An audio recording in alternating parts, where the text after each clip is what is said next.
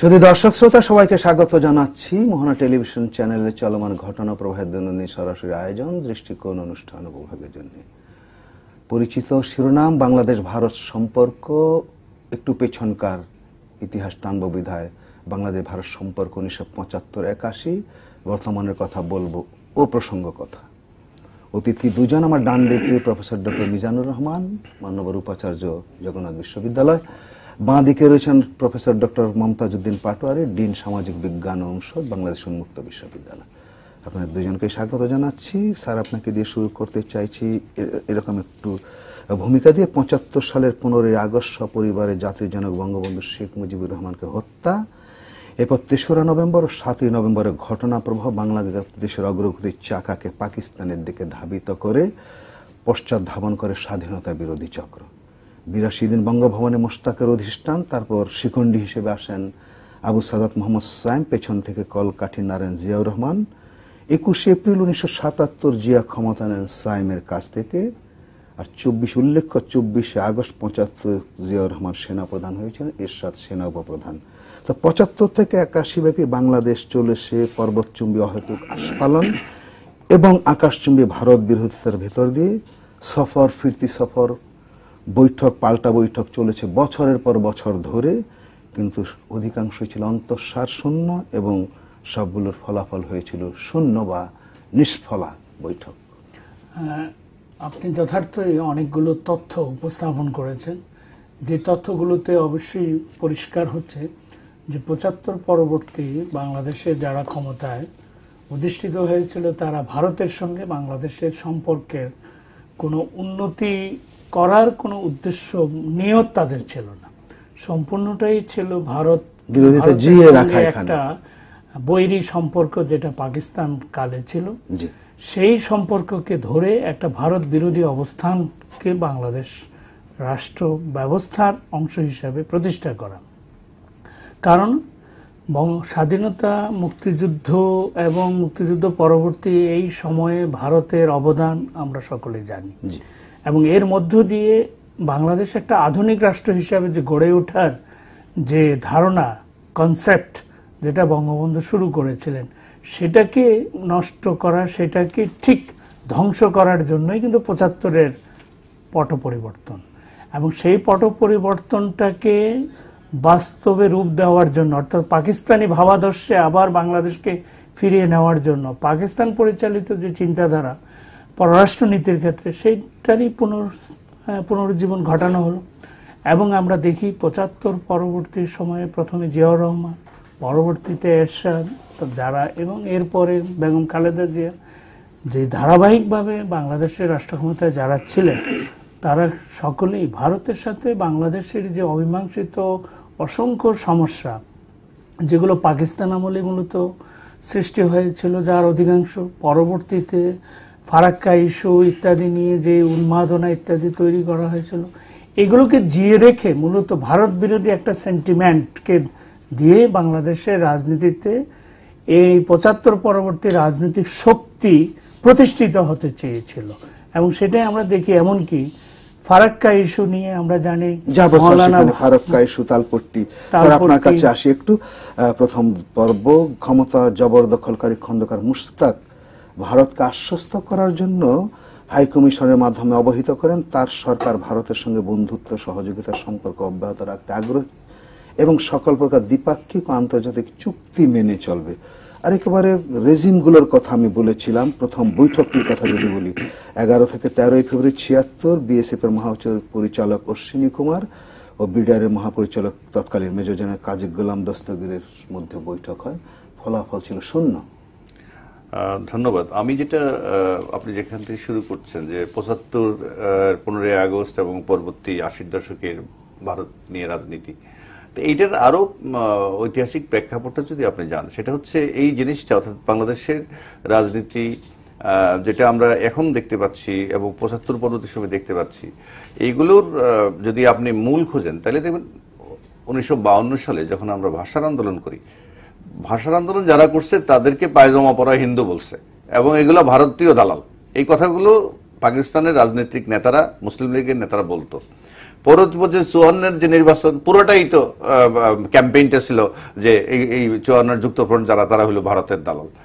পরবর্তী পর্যায়ে আপনার এই লোকগুলা আমাদের যা কিছু প্রগতিশীল ধারা যত আন্দোলন সংগ্রাম আমাদের ছিল এগুলোকে স্তব্ধ করে দেওয়া, রবীন্দ্রসঙ্গীত বন্ধ করে দেওয়া, পয়লা বৈশাখ সামনে পয়লা বৈশাখ, এটাও আমরা কিন্তু শস্য দেওয়া অবস্থায় পেয়ে যাইনি। আমার এটা করতেও আমাদের অনেক সংগ্রাম করতে হচ্ছে। যত প্রতিক্রিয়াশীল ধারা ছিল, অর্থাৎ একেবারে পাকিস্তান সৃষ্টির পর থেকে সরকারের মুসলিম লীগ সরকারের বিরুদ্ধে কেউ কিছু বললে ওটাকে ভারতের দালাল বলা, ভারতের বিরোধিতা, মানে ভারতের চামচামি করা, এই কথাগুলো তারা রাজনৈতিক যে পদ্যগুলো এগুলো দীর্ঘদিন যে তারা বলে আসছিল, তাদের একটা সম্মিলিত অর্থাৎ ক্ষমতা গ্রহণ হয় 1975 সালের 15ই আগস্ট। অর্থাৎ 15ই আগস্ট জাতির জনককে হত্যা করা হয় অথবা সরকারের পরিবর্তন করা হয়, যে জিনিসটা এরকম ছিল না। জিনিসটা ছিল এটা একটা নতুন করে পূর্ব পাকিস্তান কায়েম করা হয় আসলে সেটা। আর এই রাজনীতির পরবর্তী যারা আপনি সামরিক শাসকদের কথা বলছেন, তাদের সাথে যারা সম্পৃক্ত হয়েছিল, যাদের পরবর্তী পর্যায়ে রাজনৈতিক দল করতে আমরা দেখলাম, এরা কিন্তু সেই মুসলিম লীগের উত্তরাধিকার, সেই মুসলিম লীগের উত্তরাধিকার, এবং তাদের আসলে ভারত বিরোধিতা এবং অন্যদেরকে ভারতের দালাল এই বলা ছাড়া তাদের পলিটিক্স করার তেমন কিছু নাই। অতএব আমরা যত কথাই বলি না কেন, মাঝে মধ্যে তারা বিভিন্ন সময়ে ভারতের সাথে চুক্তি করছে, আলোচনা করছে, অনেক সময় ভারতের যেটাকে বলে একবার নত জানো সেই অবস্থাগুলো আমরা দেখেছি। কিন্তু তারপরও অভ্যন্তরীণ রাজনীতিতে তাদের মূলধনই হচ্ছে ভারত বিরোধিতা করা, এবং তাদের করতেই হবে, এই ছাড়া তাদের আর করার কিছু নেই। পরবর্তী আগামী নির্বাচনেও যেমন আজকে একটা বড় ইস্যু ছিল তিস্তা পানি ইস্যু, আরেকটা ছিল সামরিক সহযোগিতা, সামাজিক সমঝোতা। তো তিস্তার ব্যাপারে তো একটা মোটামুটি আমরা দেখতে পাচ্ছি যে হ্যাঁ একটা অগ্রগতি। একজন ভারতের প্রধানমন্ত্রী যাকে নিয়ে সমস্যাটা পশ্চিমবঙ্গ মুখ্যমন্ত্রীর সামনে বলছেন যে এটা শেখ হাসিনা এবং তার মেয়াদকালে এটা হবে, এবং এটাই হবে। কারণ আমাদের মনে রাখতে হবে একটা 1971 সালে আমরা দেশ স্বাধীন করেছিলাম, কিন্তু আমাদের একটা বর্ডার ছিল না, এটা সীমারেখা ছিল না, বাউন্ডারি, ল্যান্ড বাউন্ডারি ছিল না, আমাদের সমুদ্র বাউন্ডারি ছিল না। এগুলো কিন্তু মোদি এবং শেখ হাসিনার আমলে যেটা আমরা আসলে পরিপূর্ণ একটা স্বাধীন দেশের যে অন্যতম একটা ম্যাপ হলো তার অস্তিত্বের যে একটা স্বীকৃতি, সেটাও আমাদের ছিল না, সেটা কিন্তু এখন আমরা পেয়েছি। তো একইভাবে আমরা যদি আপনি মাননীয় প্রধানমন্ত্রী শেখ হাসিনার প্রবন্ধ ভারতীয় বিভিন্ন পত্রিকা, আজকে এটা বাংলাদেশের পত্রিকা যে আমাদের ভারত বাংলাদেশের প্রবাহমান নদীর মতো সম্পর্কটা এরকম, কিন্তু প্রবাহমান নদী বলতে একটা স্রোত দ্বারাকে উনি বুঝিয়েছেন, it is a continuous process, চলছে। কিন্তু একটা প্রচ্ছন্ন বিষয় কিন্তু এর মধ্যে আছে, সেটা হচ্ছে নদীতে আবার জোয়ার বাটার ব্যাপার থাকে। প্রবাহ নদী হলো জোয়ার বাটা, আমাদের এই ভারত বাংলাদেশ সম্পর্কের অনেক জোয়ার বাটা কিন্তু আমরা দেখছি। সেই জোয়ার বাটায় আপনি যে সময়কালটা বলছেন, বাংলাদেশের সম্পর্ক খুব ভারত বাংলাদেশ সম্পর্ক তিক্ততায় পর্যবেসিত হয়। আপনি আরো পরে আসেন না কেন, 10 টাকা অস্ত্র দিচ্ছে, এটা বাংলাদেশে ব্যবহার করার জন্য সর্বোচ্চ পৃষ্ঠপোষকতায় বাংলাদেশ সরকারের সর্বোচ্চ পৃষ্ঠপোষকতায় মানে যাদের ভারতের বিভিন্ন রাজ্যের যে বিচ্ছিন্নতাবাদী আন্দোলনকারী আছে তাদের জন্য এই অস্ত্র পাঠাচ্ছিল। কারা পাঠাচ্ছিল? বাংলাদেশের সর্বোচ্চ গোয়েন্দা সংস্থা, সরকারের সর্বোচ্চ মহলের এবং স্বরাষ্ট্র মন্ত্রণালয়, প্রতিরক্ষা মন্ত্রণালয় এবং বিভিন্ন গোয়েন্দা সংস্থা গুরুত্বপূর্ণ দায়িত্ব তারা সংশ্লিষ্ট ছিল এই ঘটনার সাথে। অতএব আমরা বাংলাদেশ ভারত সম্পর্ক যখন বলবো, কেবলমাত্র এই ইস্যুস গুলোকে সামনে না এনে বরং ধারাবাহিকভাবে যদি দেখি, তাইলে কিন্তু আপনি দেখবেন যে এটা একটা আপস এন্ড ডাউনের ব্যাপার আছে। আর আমরা এখন ভারত বাংলাদেশের মধ্যে যে সম্পর্ক, এটা আমি মনে করি একটা জোয়ারের সম্পর্ক, খুব ভালো একটা সম্পর্কের মধ্যে আমরা আছি। আর যে ইস্যুস গুলোকে প্রাধান্য দেওয়া দরকার ছিল, সেইগুলোকে আমরা অনেক সময় পাশ কাটিয়ে, যেমন আজকে ভারতের সাথে একটু পরে শুনি স্যার, আজকে আমরা যাবো এদিকে, প্রসঙ্গ কথা আছে। স্যার ফারাক্কা ইস্যু আপনি তুলতে চেয়েছি, আমি যদি পেছনের দিকে যাই, 27 এপ্রিল থেকে 2 মে 1976 9 সদস্যের ভারতীয় দল বাংলাদেশ সফর করেন। আর 6 মে থেকে 11 মে 76 বাংলাদেশ বিশেষজ্ঞ দল হুগলি ও ফারাক্কা এলাকায় অবস্থান করেন। দেশে রাজনীতি নিষিদ্ধ ছিল, তথাপি 16 মে 1976 ফারাক্কা অভিমুখে লং মার্চ এগিয়ে যায় মৌলানা ভাসানীর নেতৃত্বে। ফলাফল ভারত বিরোধিতা তুঙ্গে, আর সমস্যা সমাধানের কোনো ইতিবাচক ফল আসেনি? না, আসলে এটা বুঝতে হবে যে কোনো দেশের সাথে, প্রতিবেশী কোনো দেশের সঙ্গে যুদ্ধ করে অথবা ধর্মযুদ্ধ করে অথবা সাম্প্রদায়িকতার উস্কানি দিয়ে অথবা উন্মাদনা সৃষ্টি করে কোনোদিনই কোনো সমস্যার সমাধান করা যাবে না। বরং এটা এই ধরনের রাজনীতি যারা করবে তারা কিন্তু একটা উদ্দেশ্য নিয়ে এই রাজনীতিটা করে, মানুষকে আসলে ধোঁকা দেওয়া, মানুষকে প্রতারণা করার জন্যই, যে ভারত আমাদের শত্রু রাষ্ট্র, তাহলে এই আমরা খুব মানে স্বাধীন চেতা মানুষ, আমরা খুব স্বাধীন চেতা দল, পূর্ববর্তী রাজনৈতিক দল যারা ভারতের সাথে ভালো সম্পর্ক রেখেছিল তারা ছিল ভারতের কাছে নতজানু ইত্যাদি ইত্যাদি। এই যে একটা বিভাজন করার মধ্য দিয়ে আসলে ফায়দাটা লাভ করে কে?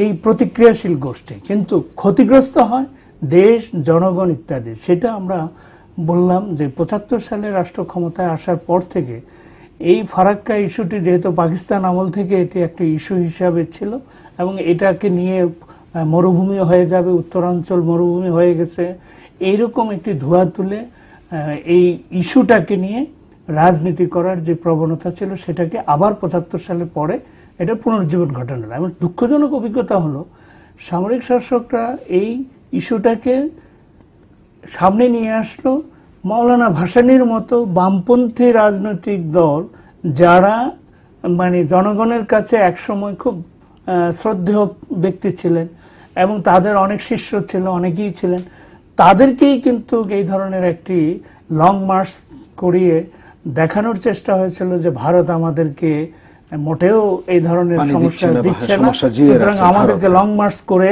ভারতের বিরোধিতা করতে হবে ইত্যাদি। কিন্তু এইভাবে তো সমস্যার সমাধান হয় না, হয়নি। তারপরেও দেখা গেল যে না, এইভাবে যেতে হবে না। তখন এটা যে হয়নি স্যার, আমি আরেকটু তথ্য দিতে চাইবো। ৭ থেকে 10 সেপ্টেম্বর ৭৬ তৎকালীন নৌবাহিনী প্রধান রিয়ার এডমিরাল এম.এইচ খান নয়াদিল্লি সফর করেন। দলের এক সদস্য সেই বৈঠকটা সম্পর্কে বলেছিলেন, the meeting was held in tense atmosphere. আর ৬ থেকে ৯ ডিসেম্বর ৭৬, ১৪ থেকে ১৬ জানুয়ারি ৭৭, ২১ থেকে ২২ জানুয়ারি ৭৭ প্রথম ২ দফা ঢাকায়, পরের দফা দিল্লিতে ৩টি বৈঠক হয়, ফল শূন্য, সিদ্ধান্ত ছাড়া মুলতবি। মানে একই এই বৈঠকগুলো অবস্থাটি কি ছিল তখন? বৈঠকগুলো মূলত হতো আসলে লোক দেখানো, মূলত লোক দেখানো, কিন্তু সমস্যার সমাধান করার বিষয়টি তো এই সরকারের তৎকালীন যে ব্যক্তিগুলো তারা তো এই সমস্যার সমাধানের জন্য সেখানে যায়নি। আর সমাধান এইভাবে হয়ও না। একটা ডিপ্লোম্যাটিক যে নর্মস আছে, কতগুলো নর্মস, একটা দেশের সঙ্গে আরেকটা দেশের যে কূটনৈতিক একটা সম্পর্ক থাকতে হয় এবং সেটার মধ্যে একটা বলা যায় যে শ্রদ্ধাবোধ থাকতে হয়, আলাপ আলোচনার একটা ডেকোরাম আছে, সেইগুলোর ভেতরে কিন্তু অনেক কাজ করতে হয়। সেই কাজগুলো ছাড়া শুধু আমি দেখালাম একটা সফর করে আবার আমি আরেকটা ফিরতি সফরকে আমন্ত্রণ জানালাম, এভাবে তো কোনোদিন। অনেক ধন্যবাদ স্যার আপনাদের দুজনকেই। শুধু দর্শক শ্রোতা, যাচ্ছি প্রথম দফা বিরতিতে, থাকবেন সাথে। আপনাদেরকেও ধন্যবাদ।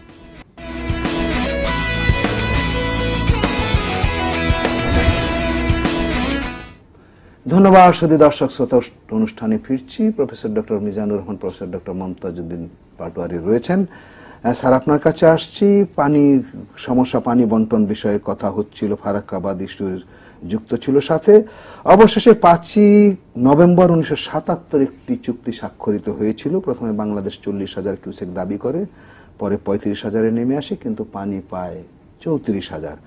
79 সালে 30 মে জাতীয় সংসদে জাসদের সংসদ সদস্য শাহজাহান সিরাজ বলেছিলেন, এটি ছোট করে আনি উদ্ধৃতি, এটি একটি আত্মঘাতী চুক্তি, অসম চুক্তি। কেননা 1974 সালে শেখ মুজিবুর রহমানের সময় শুষ্ক মৌসুমে 44,000 কিউসেক পানি পেয়েছিলাম আমরা।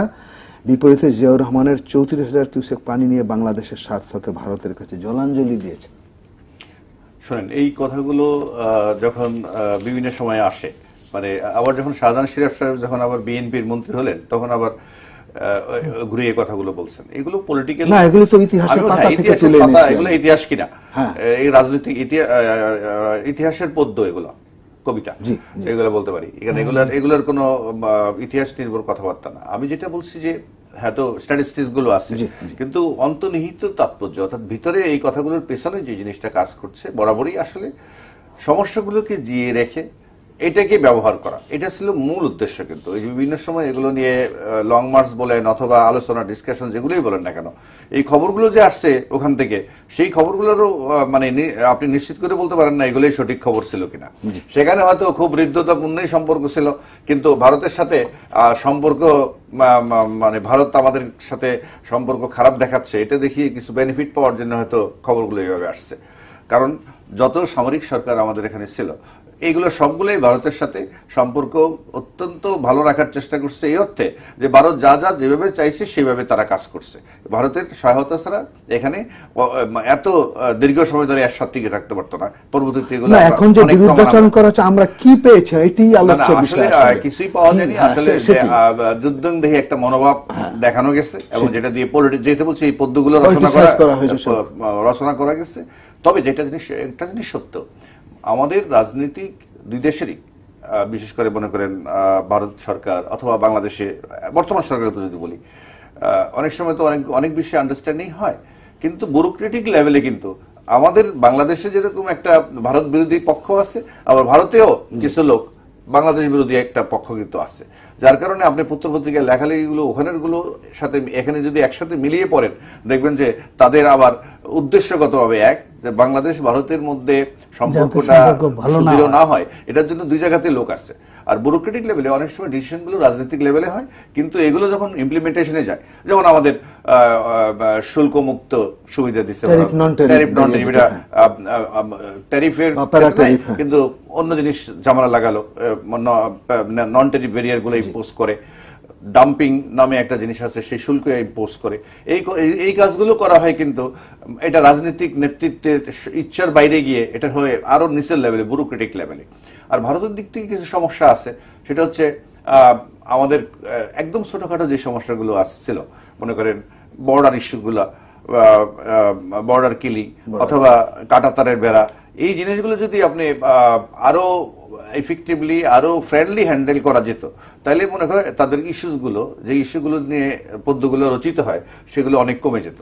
কারণ আমাদের একটা বিশাল বিষয় কিন্তু আপনি দেখেন, $5 বিলিয়ন একটা লাইন অফ ক্রেডিট আজকে, আগের তো একটা চলছে আমাদের $6 বিলিয়ন, এখন আজকে আরো $5 বিলিয়ন। এর মধ্যে কিন্তু $4.5 বিলিয়ন হচ্ছে development, infrastructure development, roads, highway etcetera. এর মধ্যে মাত্র $0.5 বিলিয়ন হচ্ছে সামরিক সরঞ্জাম। এরকম সমঝোতা স্মারক আমাদের চায়নার সাথে তো 80 দশক, যেই দশক আপনি বলছেন ওই দশকে সমঝোতা স্মারক অনেক না, এরপর 2004 সালে চীনের সাথে বিএনপির সময় রাশিয়ার সাথে আছে, এটা ভারতের সাথে ছিল না। ভারতের সাথে না থাকার এই ধরনের একটা ইভেন আরেকটা হচ্ছে একটা ফ্রেমওয়ার্ক। আমাদের ভারতের সাথে অনেকগুলো রিলেশনশিপ, মিলিটারি রিলেশনশিপ আছে। আমাদের প্রচুর লোক ভারতে ট্রেনিং নিতে যায়, এরশাদ সাহেব নিজেই ভারতের ট্রেনিং প্রাপ্ত, এরকম বহু বড় বড় সামরিক অফিসার এখানে ট্রেনিং আছে।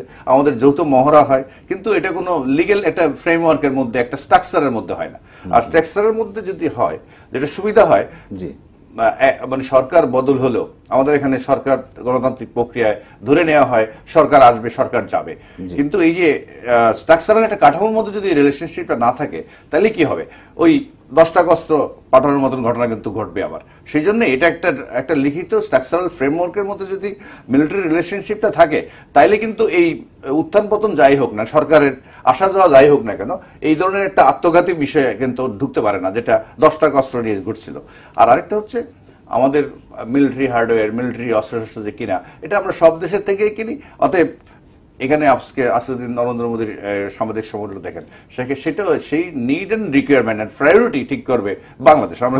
আমরা কি বন্দুক কিনবো নাকি গাড়ি কিনবো, সাজোয়াজান কিনবো? So it depends on that requirement of Bangladesh. এছাড়া ভারত, চীন, রাশিয়া, স্পেন এবং যুগোস্লাভিয়া থেকে বাংলাদেশ এরকম সমঝোতা চুক্তি অনেকের সঙ্গে ওগুলো বাকিতে লাইন অফ ক্রেডিট করে থাকে। আর আপনি মেরিটাইম বাউন্ডারির কথা বলছিলেন, একেবারে আমি বারবার ইতিহাস তুলে আনছি, আপনি ওই ইতিহাসের শিক্ষক। বঙ্গবন্ধুর সময় territorial waters and maritime zone act 1974 জারি করা হয়েছিল। আর এর পরবর্তী সময় আমরা দেখলাম 22-23 মার্চ 1978 নয়াদিল্লিতে, আর 2 থেকে 5 ডিসেম্বর 78 ঢাকায় বৈঠক হয়েছে, কিন্তু কোনো কাজে আসেনি। আমি বারবার ইতিহাসের দিকে যাচ্ছি যে সম্পর্ক ওই সময় খুবই ভালো ছিল, অনেক কিছু আমরা নিয়ে আসতে পেরে এমনটি বোঝানোর চেষ্টা বা অপচেষ্টা চলছে, সেই দৃষ্টিকোণ থেকে বা ইতিহাস তুলে আনছি আমি। না, এটা তো আমরা আগেই বলেছি যে ৭৫ পরবর্তী সরকার বাংলাদেশের রাজনীতিতে নিজেদেরকে প্রতিষ্ঠিত করার জন্য ভারত বিরোধী একটা সেন্টিমেন্ট, জিগিরকে সবসময় রাজনীতিতে ইস্যু করার চেষ্টা করেছিল। এবং নির্বাচন আসলেই কতগুলো জিনিস নিয়ে আসা হতো। একটা হলো গোলামির চুক্তি, 25 বছর গোলামির চুক্তি, 25 বছর, কিন্তু সেই গোলামির চুক্তিকে প্রকাশও করেনি, বাতিলও করেনি। হ্যাঁ, সেটা নিজেরা স্পর্শ করেনি। আর এটার মধ্যে কি আছে সেটা কখনো জনগণকে কোন অর্থ দিয়ে কোন ধারাতে গোলামি আছে সেটা কিন্তু কেউ গোলামি থাকলে বাতিলই করলো না কেন, এটা একটা। তারপরে দ্বিতীয় হলো যে তালপট্টির ইস্যু নিয়ে বা গঙ্গার ইস্যু নিয়ে, বিভিন্ন ইস্যু নিয়ে কিন্তু একটা বিরোধী মনোভাবকে চাঙ্গা করে ভোট নেওয়া। তারপরে আমরা এমনকি 90-এর আন্দোলন পরবর্তী 91-এর কথা বলছে, এই 1-1.5 বছর আগেও এই ইস্যুটা আবার তুলে আনা হয়েছিল। সেই তালপট্টি এখন সমুদ্রে হারিয়ে গেছে। তারা বলে নিউমুর আইল্যান্ড, আমরা বলছিলাম তালপট্টি। কখনো এই তালপট্টির বিষয়টিকে মানে মানুষের কাছে তুলে ধরার মতন কোনো ডকুমেন্ট দেখানো হয়।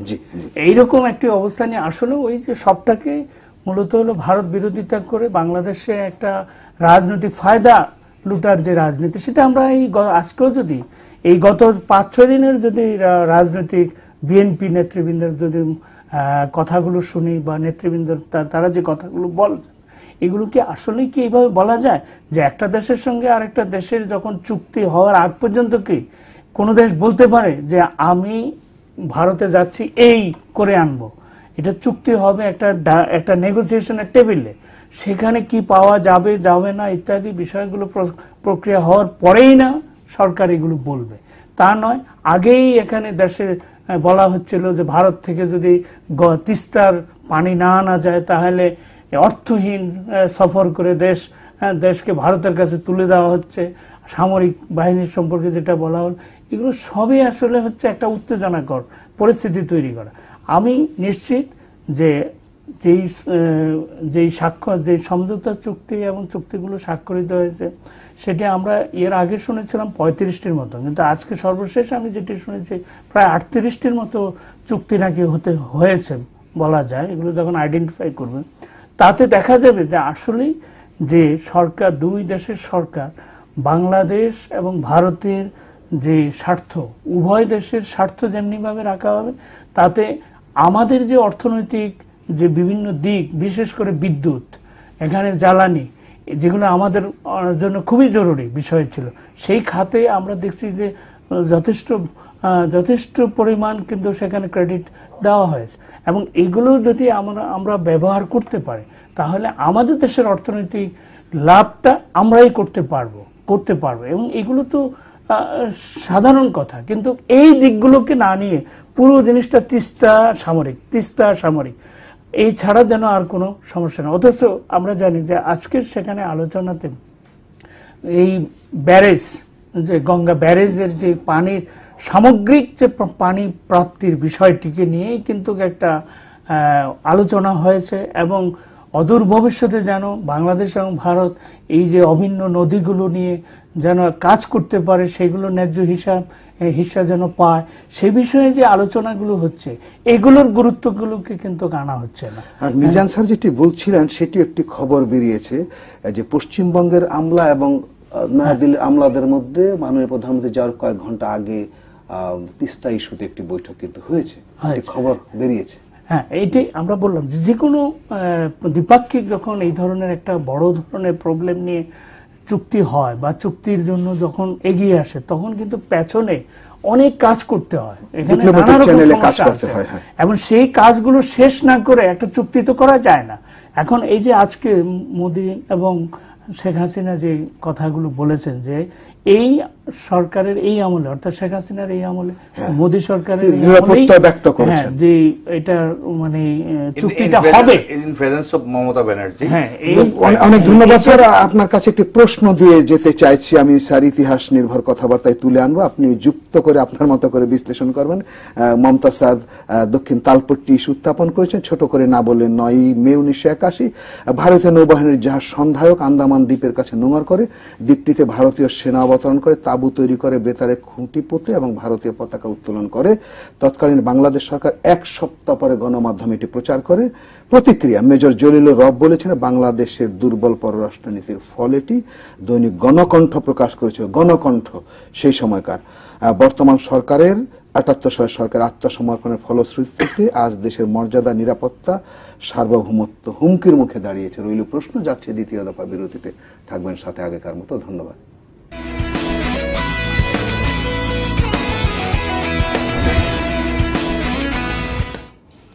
আবার ধন্যবাদ। অনুষ্ঠানে ফিরছি। ডক্টর মিজানুর রহমান স্যার, আপনার কাছে দক্ষিণ তালপট্টি ইস্যুতে প্রশ্ন ছিল এবং পার্বত্য চট্টগ্রাম সমস্যা তো ছিল, যেটি 96-2001 মাননীয় প্রধান শেখ হাসিনার সময় সমাধান হয়েছে, আর এখন তো তিনি রয়েছেন।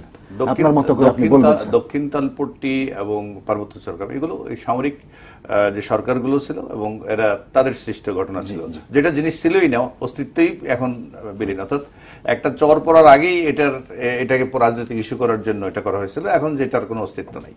আর পার্বত্য চট্টগ্রাম ইস্যুটাও সামরিক শাসকদের তৈরি। পরবর্তী পর্যায়ে মীমাংসাটা কিন্তু শেখ হাসিনাকে করতে হলো এবং সেখানে শান্তি চুক্তি, সেটারও আবার আমরা দেখেছি শান্তি চুক্তি যখন করা হয় তখন এক নেত্রী বললেন ফেনী পর্যন্ত ভারত হয়ে যাবে। তো এই কথাগুলো আমি বারবার যে কথা বলছি, যে বিষয়গুলো নিয়ে আমাদের আলোচনা করা দরকার, এগুলো বাদ দিয়ে কিন্তু আমরা রাজনীতিবিদরা দেশের রাজনীতিতে অন্য ইস্যুসগুলো, নন ইস্যুসগুলোকে আপনি দেখেন, 600 মেগাওয়াট বিদ্যুৎ এখন আসছে, আজকে আরো 60 মেগাওয়াট, আরো 500 মেগাওয়াট। আপনি 1100 মেগাওয়াট বিদ্যুৎ উৎপাদন ক্ষমতা তৈরি করতেই মিনিমাম সময় লাগে 4 বছর, কিন্তু আপনি এটা ইনস্ট্যান্টলি পেয়ে যাচ্ছেন। এবং কি দামে? যেই দামে মোটামুটি আমরা দেশে উৎপাদন করছি বা বিদেশি কোম্পানি থেকে কিনছি তার কাছাকাছি দামে কম বেশি। একই সাথে সাথে আপনি দেখেন যে বিষয়টা সবচেয়ে বেশি গুরুত্ব দিয়ে আলোচনা করা দরকার, আমাদের দেশের দুই দেশের মধ্যে যে বাণিজ্যের যে ঘাটতি, এটা অসম বাণিজ্য আমাদের, এবং স্বাভাবিকভাবে যেহেতু আমরা বেশি জিনিস আমদানি করি, ইভেন আমরা যে এক্সপোর্ট করি গার্মেন্টস, এটারও মেজর র মেটেরিয়ালস কাপড় থেকে আরম্ভ করে এগুলো ভারত থেকে ইম্পোর্ট করি। এইটা আপনি যদি দেখেন 2001 সালে এটা এই পরিমাণটা ছিল $1018 মিলিয়ন, আর ভারত থেকে আমরা ইম্পোর্ট করছি, আর এখন এটা বেড়ে দাঁড়িয়েছে $5400 মিলিয়ন। এটা অনেক বেশি, এটা বাড়ার পরিমাণটা হচ্ছে 5-6 গুণ বেড়ে গেছে 2001 থেকে 2015। আর অপরদিকে আমাদের রপ্তানি যেটা আমরা করছিলাম এটা ছিল 2001-এ মাত্র $50 মিলিয়ন, আর এইটা এখন $689 মিলিয়ন 2015-16-তে। এর মানে হচ্ছে আমাদের আমদানি বাড়ছে ভারত থেকে 6 গুণ, আর আমাদের রপ্তানি বাড়ছে 13 গুণ। আমাদের এইগুলো নিয়ে আলোচনা করা দরকার, যে আমরা কিভাবে আরো এক্সপোর্ট বাড়াইতে পারি, আমাদের প্রোডাক্ট কিভাবে আরো ভারতের মার্কেটে অ্যাক্সেস পেতে পারে, সেই কথাগুলো না বলে আমরা ওই যে এই তালপট্টি অথবা আচ্ছা, আরেকটা হচ্ছে যেটাকে আমরা বলি সামরিক সমঝোতা বা সামরিক চুক্তি। বিএনপি সরকার অনেকগুলো এরকম সমঝোতা চুক্তি আপনার চীনের সাথে, তুরস্কের সাথে, কোনটা কি আগে প্রকাশ করছিল? আমি দেখলাম এক নেতা, বিএনপির এক নেতা সাংবাদিক সম্মেলন করছে, জনগণকে না জানিয়ে এটা করা হচ্ছে। আমি বলতে চাই, বিএনপির আমলে যে সকল এই ধরনের একই চুক্তি যেগুলো বিভিন্ন দেশের সাথে করা হয়েছিল, এগুলো কি কাউকে আজ পর্যন্ত জানানো হয়েছে? আমি জানি। যেটা হচ্ছে এটা ইতিমধ্যে আরো বেশি স্পষ্ট যে এই ইস্যুগুলোকে মানে বরাবরের মতো, অর্থাৎ তাদের এই বিএনপি বা এই জাতীয় মুসলিম লীগ ঘরানার যে সকল রাজনৈতিক দলগুলো আছে, তাদের মাইন্ড সেট আপের মধ্যে ওই 47 সাল থেকে যে জিনিসটা আছে, এইটার মধ্যে কোনো এত ঘটনার পর এটা কোনো পরিবর্তন হয়নি, এবং এটা পরিবর্তন হবেও না, কারণ রাজনীতি করতে হলে তাকে এটাকে ধরে রাখতে হবে, অব্যাহত হবে, এটা বলা ছাড়া তার কোনো উপায় নেই। স্যার যেটি বলছিলেন যে এখন তো বিশ্বব্যাপী রাজনীতিটা অর্থনীতি কেন্দ্রিক, এখনকার রাজনীতিতে পাল্টে গেছে, কূটনীতিটাও অর্থনীতি, সবই অর্থনীতি। সেটি হয় তার মূল উদ্দেশ্য থাকে আমার দেশের অর্থনীতিটা কিভাবে লাভবান হবে, সেখানে কিভাবে ট্রেড বাড়ানো যায়। এই দফায় 257 জন ব্যবসায়ী প্রতিনিধি দল কিন্তু গিয়েছে, তখন তারা সকলেই ওই ব্যবসায়িক যে সুবিধাগুলো কিভাবে ভারত থেকে আদায় করা যায় সেই নিয়েই তাদের নেগোসিয়েশন ভিতরে ভিতরে চলবে, এবং সেটা আমলাদের সঙ্গে চলবে, সেটা ব্যবসায়ীদের সঙ্গে চলবে। এইভাবেই কিন্তু ভারতের সঙ্গে আমাদের যে ব্যবসায়িক যে সম্পর্ক, সেটা যত আমরা বৃদ্ধি করতে পারবো, তত আমাদের এখানে আমরা আমাদের কর্মসংস্থান বাড়াতে পারি, আমাদের এখানে শিল্প ইন্ডাস্ট্রি এগুলো বাড়াতে পারি। এবং ওই যে ভারত এবং বাংলাদেশের মধ্যে বর্তমানে যে ভারসাম্যহীনতার অনেকগুলো ক্ষেত্র রয়ে গেছে, সেইগুলো দূর করতে হলে আমাদের তো প্রোডাকশন বাড়াতে হবে, আমাদের এখানে ইনভেস্ট করতে হবে। সেই ইনভেস্টমেন্ট যদি না হয়, সেই রকম যদি আমাদের বিনিয়োগ না হয়, তাহলে আমরা কিভাবে বাণিজ্যের ঘাটতির যেটা বলা হয়, চীন যুক্তরাষ্ট্রের মধ্যে কিন্তু বাণিজ্যের ঘাটতি অনেক ঘাটতি রয়ে গেছে, এটা সমতা নেই। এটাই হতে পারে। একটু কমপ্লিমেন্ট করি, আপনি দেখেন এখন চীনের প্রেসিডেন্ট কিন্তু এই মুহূর্তে আমেরিকা, এখন দেখেন চীন এবং আমেরিকার মধ্যে কিন্তু অনেক ইস্যুতে, যেমন উত্তর কোরিয়া পারমাণবিক শক্তিধর উত্তর কোরিয়া, এইটাকে পুরোটাকে চীন প্যাট্রোনাইজ করে, এইটা কিন্তু একটা গুরুতর অভিযোগ চীনের বিরুদ্ধে আমেরিকার। কিন্তু এর কারণে কিন্তু এদের আলোচনা, ব্যবসায়িক আলোচনা, এটা থেমে নেই। এবং আমেরিকাতে কোন রাজনৈতিক দল বলছে না যে আগে উত্তর কোরিয়াকে সামলে তারপরে তুমি শুধু উত্তর কোরিয়া কেন, মায়ানমারের প্রতিও তো একই দৃষ্টিভঙ্গি আসলে। সেজন্য বলছি রোহিঙ্গারা নির্যাতিত হচ্ছে, মানে আমরা তিস্তার পানি না হলে আর কোন চুক্তি আর মানি না, এটা কিন্তু আমেরিকানরা বলতে পারতো যে উত্তর কোরিয়াকে পারমাণবিক অস্ত্র থেকে নিবৃত্ত করার আগে চীনের প্রেসিডেন্ট আসার দরকার না, মানে এটা কিন্তু মিয়ানমারে যে মানবতা লঙ্ঘিত হচ্ছে রোহিঙ্গাদের, চীন ভেটো দিয়েছে আলোচনার জন্য। উত্তর কোরিয়ার কথা বললেন, আমি আরেকটা কথা বলতে চাই, যে তিস্তা নিয়ে আসলে এত বেশি শোরগোল হচ্ছে, অথচ আমরা অনেকেই জানি না যে তিস্তার আসলে নদীর অবস্থা কি, সেখানে কতটুকু পানি আছে। সেটা এই অবস্থায় বিদ্যুৎ প্রকল্প চলছে। সুতরাং এখানে নদী খনন না করে, পানির প্রবাহ না বৃদ্ধি করে, সেখানে কোনো চুক্তি করে কি আমরা পানি পাবো? এই বিষয়গুলো না বলে তিস্তা করে চিৎকার করলে তো হবে না। আমাদের এখনো 54টি নদীর ব্যাপার আছে, আছে। তো এই নদীগুলোর সমস্যা, এইগুলো তো একসময় না একসময় যদি এইভাবে চলতে থাকে তাহলে এখানেও কিন্তু নদী মরে যেতে পারে। সুতরাং আমরা আমাদের তখন একটা সংকটে পড়বই যদি আমরা ভারতের সাথে এই বিষয়গুলোর একটা চিরস্থায়ী, অন্তত দীর্ঘমেয়াদী যদি একটা পরিকল্পনা ভিত্তিক আলোচনা না হয়, পরিকল্পনা না হয়, অথবা এই সমস্যার সমাধানের জন্য যদি আমরা এখন থেকে একটা সদিচ্ছার ভাব প্রকাশ না করে, তাহলে তো ভারত কেন আমাদের সমস্যার সমাধান করতে যাবে, আমরা যদি ভারতের সাথে সেটা না করি। সেই কারণেই ভারত বিরোধিতা করে কোনো সময় আমরা লাভবান হব না, বরং ভারতের সাথে বন্ধুত্বপূর্ণ সম্পর্ক বৃদ্ধি করেই এ পর্যন্ত যা কিছু অর্জিত হয়েছে। আপনি বলুন, প্রথম 21 বছর বিএনপি জাতীয় পার্টির যে শাসন, এই শাসনে আমাদের দুই দেশের গঙ্গার পানি বলুক আর যে আমাদের সীমান্তের যে নানা সমস্যা, একটাও কিন্তু সমাধান হয়নি।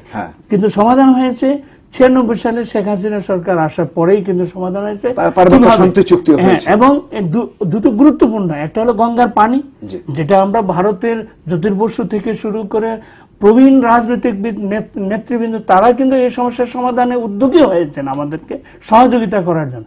এই ধরনের মনোবৃত্তি আমাদের যত বেশি আমরা ভারত থেকে পাবো, তত বেশি আমাদের এই যে সমস্যা, তিস্তা বলুক আরো অন্য যত সমস্যা, এগুলো কোনোদিনই আমাদের সমস্যা হয়ে থাকবে না যদি আমরা এই ডিপ্লোম্যাটিক্যালি এবং যে বন্ধুত্বপূর্ণ সম্পর্কটাকে আমরা এগিয়ে নেই। সেটা আজকে দেখুন, মোদি, ভারতের প্রধানমন্ত্রী মোদি যে ল্যাঙ্গুয়েজে, যে ভাষায় যে বাংলাদেশের প্রতি তার যে সমর্থন, বাংলাদেশের ভালোবাসার কথাগুলো বলেছে, তাতে কি ভারতের মানুষগুলো বলবে যে মোদি বাংলাদেশ পন্থী হয়ে গেছে, ভারত বিরোধী হয়ে গেছে? এটা কি বিষয় হলো আলোচনা, বা এটা কি কোনো মানে অনুমান করার বিষয় না আমাদের? অথচ আজকে যদি আমাদের দেশের প্রধানমন্ত্রী ভারতকে এইভাবে প্রশংসা বেশি করতে, তাহলে কিন্তু বাংলাদেশে ওই যে ভারত বিরোধী জিগির, এটাকে তুলে আসল সমস্যাটার থেকে আমাদের দৃষ্টিটাকে। আবার ধন্যবাদ জানিয়ে শেষ দফা বিরতি নিচ্ছি, থাকবেন আগেকার মতো সাথে। ধন্যবাদ আপনাদেরকেও।